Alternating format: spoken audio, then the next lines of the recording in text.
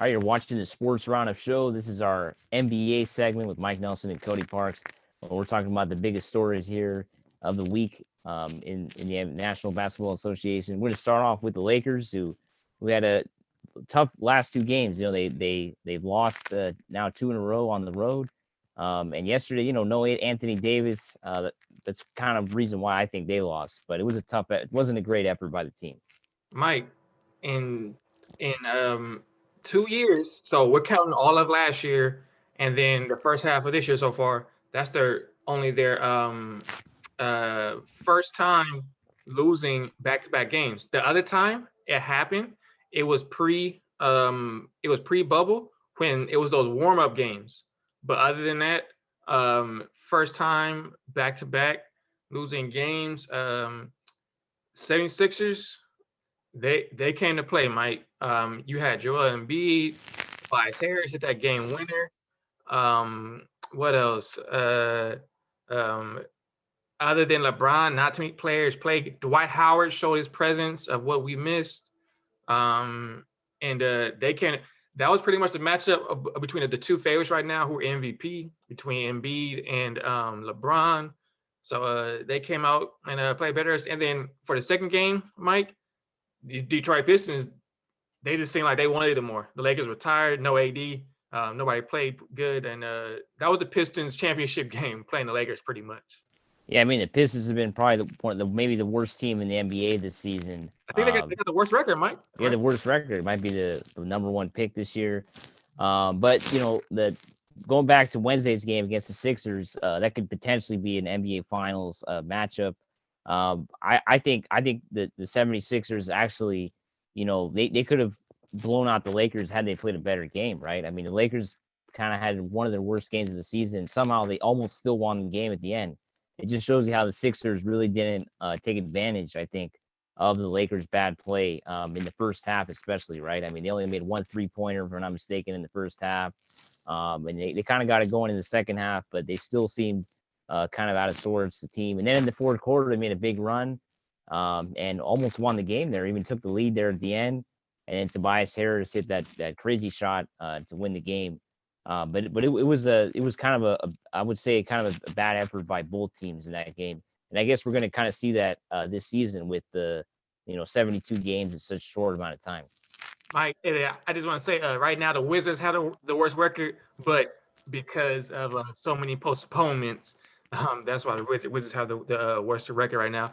But yeah, I'm with you. To your point about the finals matchup, they were saying that on ESPN that they were thinking that it's going to be a finals matchup also. And then let me ask you this, because to your point about with this, with the schedule being like this, do you think maybe these two games have shown teams have finally caught up? It was no training camp for everyone. Not no training camp, but it was super short. 3 weeks for training camp? So do you think teams are finally starting to catch their rhythm, maybe, or? Yeah, I think they're finally we're almost a little over a month in, so I think we're going to start to see teams really kind of situate themselves.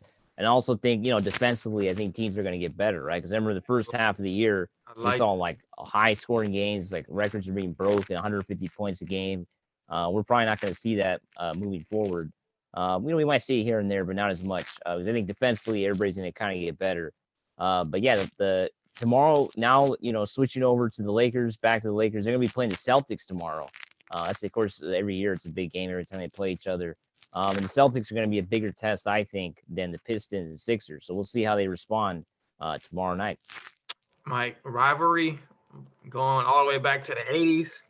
Mike is no, a lot farther back than that. Oh, no, the 50s and 60s. My bad, yeah. Mike. What we had? Jerry West, Bill Russell, right? Yeah, Minneapolis Lakers, yeah. And Mike was covering the teams back then too. I wish I was, yeah. No, but it's good. I'm looking forward to seeing Kemba Walker. I haven't seen Kemba Walker. He just came back, so I'm looking forward to seeing Kemba Walker play. Jaylen Brown, Jason Tatum, Marcus Smart. He always plays hard versus LeBron and whatnot. So I'm looking forward to that. And like you said, this is a lot because Mike, I'm looking at some of these games coming up. A lot of these games coming up for the Lakers before the end of the first half is going to be a lot of games to test where they're at right now. Because as you mentioned, a lot of these teams are getting better defensively because they're getting a lot more playing time. Brooklyn been on a winning streak. Utah hasn't lost yet. Clippers. It seems like Denver is starting to catch their stride. So a lot of these teams are starting to get back to what we're used to from previous years. And these now the Lakers are going to start seeing what these other teams do, and we're going to see if these newcomers can rise up to the challenge, Mike. That's what I'm going to see. Yeah, we're gonna see the first big test, nationally televised game, of course, ABC tomorrow night.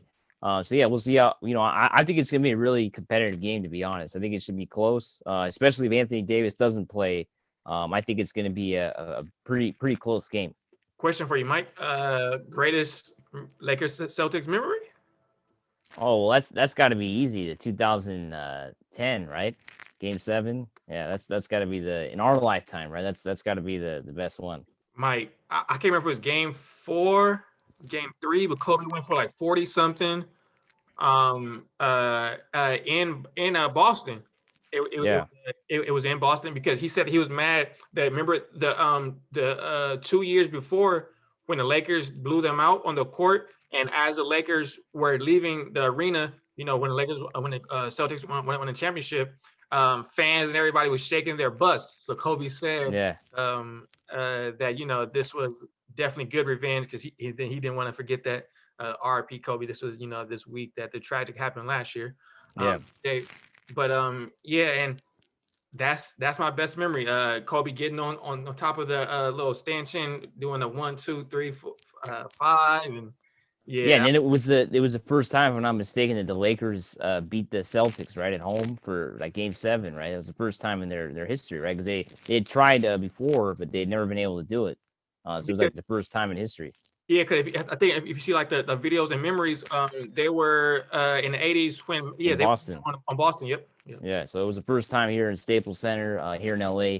And yeah, it was a crazy game. I remember seeing that game actually at a restaurant. I was out, even though I was a kid, I was at a restaurant. I remember, and everybody was going crazy. Not drinking though, Mike. No, I was only in high school, but, okay. but I remember I for some reason I remember being out for Game 7, and it was really crazy.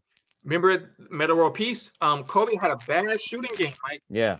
He did chip in with I know it was double-digit rebounding, but he had a bad shooting game. He said he admitted afterwards that he was nervous a little bit because he wanted it so bad to beat the Celtics. You know how much Kobe cared about the history of the NBA. But if it wasn't for Metta World Peace, that one big shot and other players stepping up, I'm not for sure if Lakers would win that championship in Game 7. But we came through on top. Even though I got on green today. Oh no, dude! Can't wear green on the week. They're playing the Celtics tomorrow. I should take this off right now. All right, yeah. So I want to thank everybody for watching our NBA segment. Make sure you subscribe, like our page. We got a lot of views last week, so let's keep that up. Have a good week, everybody.